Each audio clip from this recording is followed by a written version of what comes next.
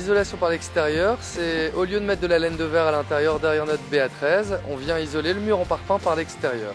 Ce qui permet de gagner un petit peu de mètres carrés habitables à l'intérieur et ensuite qui permet d'avoir un mur intérieur, toujours en parpaing, donc très inertique. Ça veut dire que comme il est placé au nord et qu'il y a des baies vitrées au sud, le soleil chauffe le mur pendant la journée et la chaleur est restituée le soir dans la maison.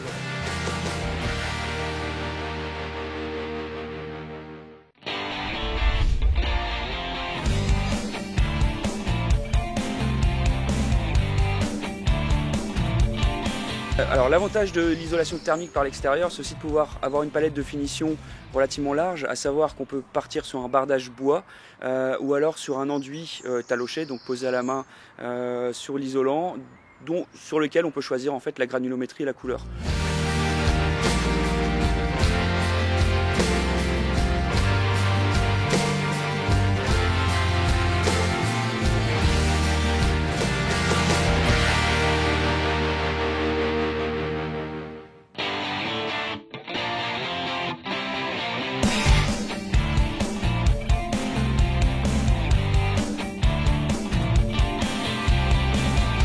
Donc ici on est en isolation extérieure, thermique extérieure sur une maison neuve.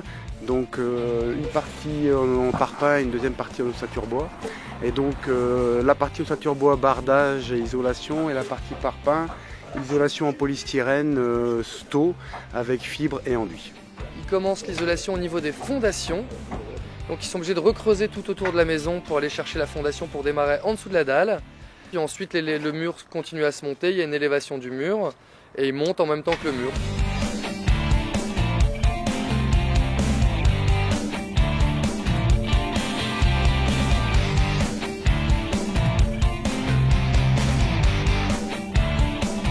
Et en fin de chantier, on fait passer le test du blower door, donc qui consiste à mettre la maison en surpression pour vérifier l'étanchéité de l'habitat. En conclusion, un petit peu, je consommais 2300 € d'électricité pour me chauffer. Aujourd'hui, je passe à 1300 €. J'amortis à peu près mon investissement sur une douzaine d'années. C'est un très beau projet, on était content de pouvoir avancer avec vous sur ce chantier. De rien, moi j'étais super content aussi. Franchement, ça s'est bien passé, rien à redire, c'est nickel.